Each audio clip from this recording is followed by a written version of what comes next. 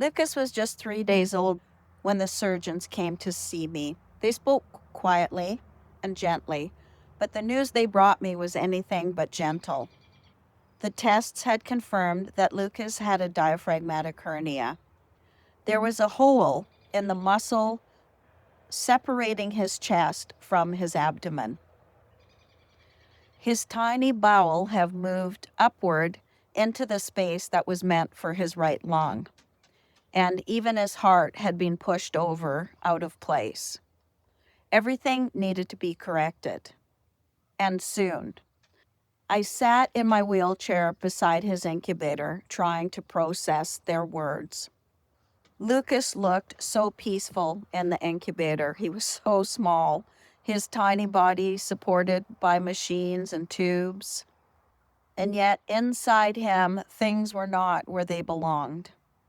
The surgeons explained they would repair the hole using Gore-Tex patch, a synthetic material strong enough to act like the diaphragm.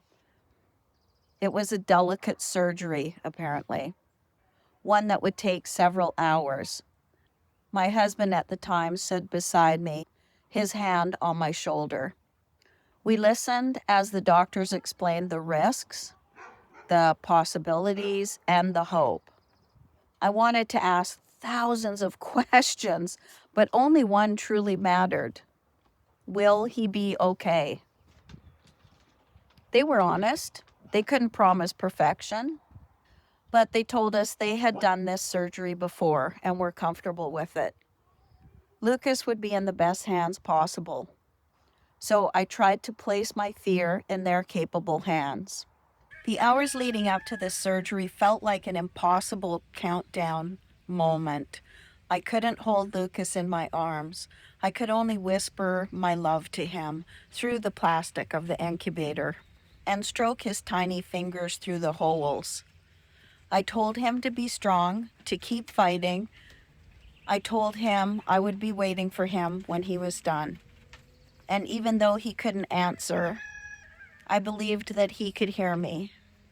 I believed somehow that he knew I was there. When the time finally came, the nurses and the doctors surrounded him.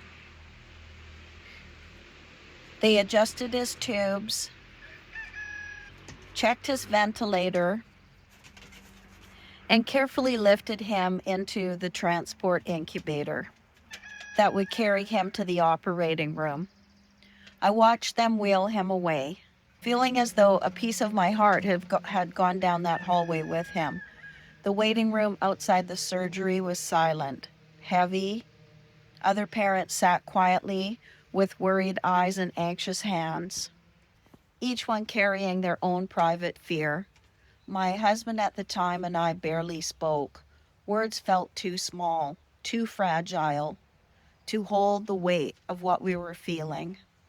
So we simply held hands and tried to breathe normally. Every time someone in scrubs walked through the doors, my heart lurched. Minutes stretched into hours, and hours felt endless. I tried to distract myself. I focused on the texture of the floor, the hum of the overhead lights, even the soothing voice of the nurse offering tea. But nothing worked. My thoughts stayed fixed inside that operating room with Lucas. I imagined the surgeons carefully moving his tiny organs, repairing the hole, giving his heart the space it needed. And then, after what felt like a lifetime, the surgeon finally walked in, his mask around his neck. He looked exhausted, but calm. The surgery went well. The moment I heard those words, I nearly collapsed with relief. They had repositioned his bowel back into his abdomen, placed a patch successfully, and his heart now had room where it belonged. Lucas was stable. That was all I needed to hear. We couldn't see him right away. He needed time and recovery, time for the team to make sure he was stable and comfortable, but he was alive. He had made it through that surgery, and that meant we had survived one more battle in this long journey. As I made my way back to my room, I whispered quietly, thanks to the hospital corridors. Lucas still had a long road ahead of him, and so did I. There were more challenges coming, more tubes, more procedures, but he had fought through this first battle.